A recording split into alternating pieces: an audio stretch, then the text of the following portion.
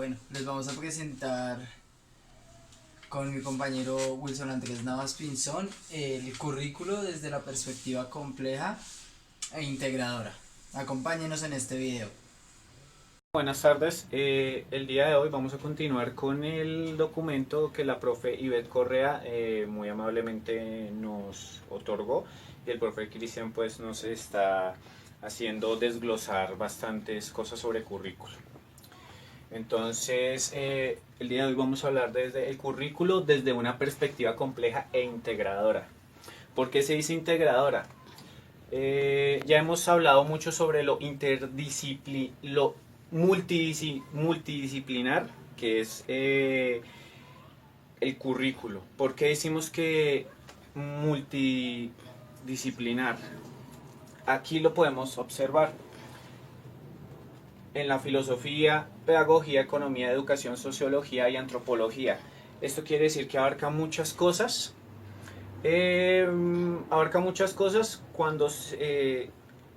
cuando muchas características de la investigación se centran en aspectos que cada uno lleva. Por ejemplo, la antropología, lo que es el cuerpo humano. Bueno, entonces pasamos que el currículo como una realidad integradora. Ya habíamos hablado un poco sobre lo que era la multidisciplinariedad y esto dice que favorece la observación del acumulado de conocimientos que se producen alrededor de la educación, la cultura y permite valorar y proyectar el sentido y significado que adquiere la era de la formación y la comunicación en el siglo XXI. En cuanto al currículo, hablamos de la polisemia como un concepto de currículo. Polisemia quiere decir poli de muchos y semia de significado. O sea, lo que ya habíamos tratado antes sobre la multidisciplinariedad. Bueno, de aquí surgen bastantes autores, como lo que es Pinar, y Pinar citado por Jimeno y con Schubert, Kane y Jackson, plantean el desarrollo del proyecto superando la lógica del racionalismo académico. Después pasamos a lo que las múltiples conceptualizaciones sobre el currículo se puede observar desde tres lentes. La lente tecnológica, la lente práctica y la lente sociocrítica.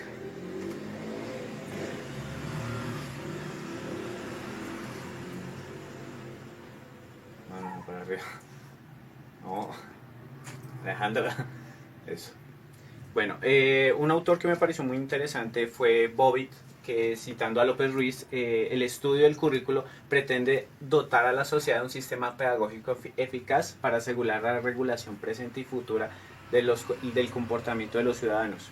Obviamente, al hablar de la lente tecnológica, para hacer como un recorderis aquí, en la época de la posguerra, se implementaron modelos de pedagogía, podría decirse fordiana. ¿Qué quiere decir fordiana? Que era reproducciones en masa. Era más que todo dirigidos hacia la producción humana. Recuerdo mucho una película de Charlie Chaplin, Tiempos Modernos, que trataba de eso. Entre más tiempo la persona optimice para el bien de la fábrica, se ve beneficiado en cuanto a ganancia. Algo que nos dice Tyler aquí, este modelo curricular asimiló la escuela como una fábrica y por primera vez asoció a ella ideas de eficiencia y calidad para regirla como sistema de producción que intenta. Entonces eso era lo que prácticamente yo asimilé con Tiempos Modernos de Chaplin. Tyler nos da cuatro preguntas fundamentales que el modelo técnico procura que el currículo conlleve, que es cómo medir y verificar la eficacia en el logro de los objetivos previstos, cómo organizar las actividades para lograr un aprendizaje efectivo, cómo se pueden solucionar experiencias de aprendizaje con mayores probabilidades de alcanzar dichos fines y qué fines desea alcanzar la escuela.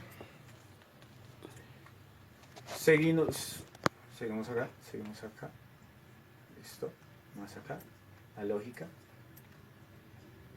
No, marica, pues tiene que ser eso. Bueno, siguiendo la lógica del modelo técnico, López Ruiz nos plantea lo siguiente: la sociedad profundamente proyectada y extensamente diseñada. Como sabemos, en cuanto a la escuela, el currículo, como acá nos habla, proyecta unas finalidades, desde unos principios, unas secuencialidades y unas consecuencias. La finalidad del modelo técnico, aquí nos habla sobre, esto es como un ejecutor de un programa preescrito y preocupado mucho más por cumplir con los objetivos que se le imponen desde afuera. Hablamos desde afuera, desde el Estado, como una de las instituciones socializadoras y como el poder sobre la escuela. Entonces hablamos sobre cumplir los objetivos que se le imponen desde afuera, medir, controlar, cuantificar y predecir los aprendizajes. Aquí hablamos sobre, se sobrevalora la producción en serie como factor de un progreso. No se mide en cuanto a la calidad de lo que ellos posean, sino a la cantidad que ellos salgan a producir. Hablamos de 5 ramificaciones que tiene el modelo técnico en cuanto a educación como edificación en masa, como ya lo habíamos planteado desde antes en el método fordiano. La educación es un fenómeno predecible. Se piensa y se actúa de acuerdo a algo ya preestablecido y que se sabe que va a funcionar y no va a tener ninguna ramificación. La educación es un fenómeno lineal de causa y efecto. Aquí nos habla algo muy importante, que es: si A enseña a B, entonces B aprende, o si A evalúa a B, B mejora. Esta dinámica hace que tanto el estudiante como el profesor se vuelvan pasivos. El profesor no puede intentar brindarle algo más al joven, y el joven pues simplemente va a ser un recipiente llenándose, nada más. La lógica conductista es por excelencia el proceso que garantiza la enseñanza. El método conductista siempre lleva hacia un fin, nunca se va a ir por tangentes. Entonces, pues al modelo técnico prácticamente el conductismo es lo primordial. Y la educación es el resultado del vínculo ciencia-tecnología. Cuando vuelvo a retomarlo de tiempos modernos, llegó la tecnología. La tecnología hizo que la producción se moviera, quitándole tiempo al trabajador para la eficiencia de la empresa. Y una de las cosas pues, con las que quiero terminar es algo que me quedó, en el texto estaba, dice: la crítica al modelo técnico se propuso desde una mirada humanística, que entendió el currículo y la escuela como un organismo vivo, dinámico y cambiante. El modelo técnico nos dice que tienen que seguir estas reglas, pero sabemos que ahora todo hace parte de algo dinámico, de algo vivo. No podemos tomar la educación como simplemente conductismo, no podemos verlo desde esa parte. Gracias. Bueno, listo, entonces seguimos con esta segunda parte del video. Entonces nos acercamos acá, por favor. Entonces vamos acá al lente de la práctica. Bueno, en este lente de la práctica existe una dualidad del currículo preescrito. Entonces empezamos un currículo preescrito y la vida de los niños. ¿Por qué existe esta dualidad? Pues porque claro está, aquí dice, no, en el tema de los niños, en vida de los niños debemos ser objetivos y no podemos limitarlos. Segundo, no dejar de lado las vivencias, o sea, las experiencias de ellos. Pero ¿qué pasa con el currículo preescrito? El diseño, dicen algunos críticos, que el diseño es obligatorio y necesario, pero también los profesores tienen que adaptar el conocimiento. ¿Por qué tienen que adaptar el conocimiento? Por la transformación para la experiencia de los niños. Entonces aquí dice que, o sea, ahí cambia, que ya el diseño no es importante, porque es la manera de que los niños tomen la decisión y le dan la autonomía al docente de actuar en el acto. ¿Qué quiere decir esto? que entonces se comprende el currículo como que permite leer el contexto. Como permite leer el contexto, deja escuchar el medio externo que está inmerso en él y considera mejor opción la palabra. Entonces, como puede estar en el contexto, lee y puede tomar acción sobre ello. Al contrario, como se plantea o aún lo vemos en la educación colombiana, que hacen currículos perfectos, pero entonces realmente no atienden las necesidades de la sociedad, y más en este caso en los niños. Entonces, bueno, pasamos acá y vamos a la lógica del modelo práctico. Entonces el modelo práctico se va a identificar en la escuela y en el currículo. ¿Por medio de qué? Entonces primero se debe hacer una comprensión de la educación. Segundo, las actividades y tareas de aprendizaje según Jackson y Dole. Entonces ellos nos dicen que se determina, se revisa de manera paulatina. Entonces esto quiere decir que lleva un proceso más interactivo, más siguiendo más el proceso. Nos resaltan, bueno, desde este texto nos plantean 8 cosas para potenciar, las cuales son la capacidad narrativa, el pensamiento analógico, la investigación, la ficción, la intuición, el talento, la imaginación y la creatividad y que incentiva. Seguimos, entonces también se debe generar una enseñanza y se entiende como un asunto multipersonal. ¿Listo? Entonces este tema va más basado a que no, o sea, no se enfoca en la causa y efecto, sino se ve de manera imprevisible, se ve histórico, se ve simultáneo y se ve inmediato. ¿Listo? Importante entonces que el docente sea un docente investigador, comprometido, y el currículo es un proyecto que va de manera concreta, se ejecuta en la práctica y no hay currículo si no hay práctico. ¿Listo? Entonces, bueno, pasamos acá a este segundo tema de la segunda parte de nuestro video, que es la lente sociocrítica. Entonces, la sociocrítica al enfoque práctico. Entonces nos acercamos por acá, por favor. Observamos que se concreta en 4 aspectos, pero principalmente vemos aquí cómo es el funcionamiento para.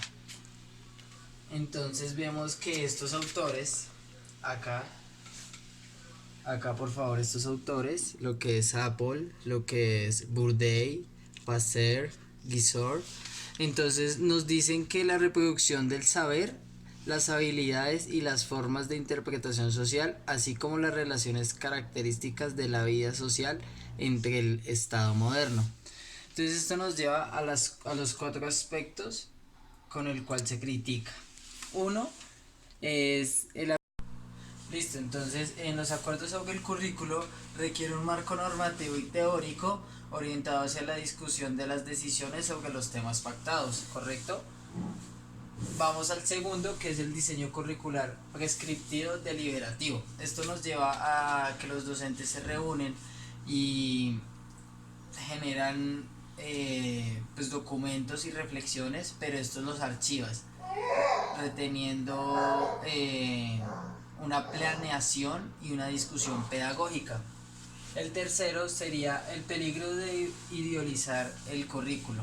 Entonces este va más enfocado a que se tiene que desarrollar una orientación coherente en las instituciones generando se genera una lucha de poderes. Entonces se generan lucha de poderes tanto morales como políticos. Entonces esto también va ligado a las reuniones y el conjunto de unión entre docentes, sacando de lado lo que es el arte, el deporte y la actividad física. Y el cuarto se considera exclusivo del contexto. Entonces esta es exclusiva porque genera muchísimos aportes a los modelos prácticos, ya que tiene contenidos cognitivos. ¿Listo? Y pues esto nos lleva a que tiene un buen enfoque hacia la política. Entonces por acá nos acercamos y vamos a la tercera parte de nuestro mapa. Entonces aquí nos dice que entonces vamos con el tercer apartado de nuestro texto y último, que es la lógica de la mente crítica. Esta lógica de la mente crítica nos abarca 5 temas principales, los cuales son el campo educativo, efectos sobre la teoría didáctica, el currículo, la práctica educativa, la escuela y las aulas.